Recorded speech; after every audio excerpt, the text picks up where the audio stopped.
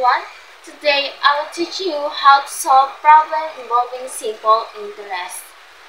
Now let's start solving our problem.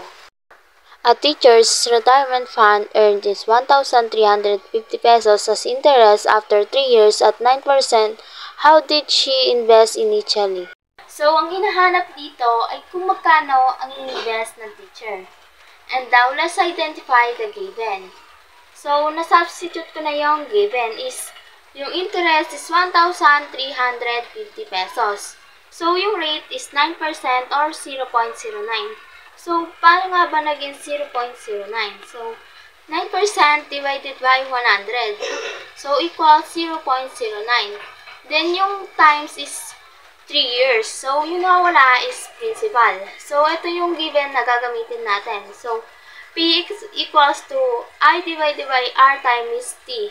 So P is equals to 1,350 pesos. So R 0.09 times is 3. So ipagta-times muna natin yung 0.09 times 3. So yun nga is 0.27. Then ipag-divide na natin siya sa 1,350 pesos. So yung nakuha is 5,000. So, dapat is mauna mo nang ititibide is 1,350 pesos, then 0.27. So, yung nakuha is 5,000.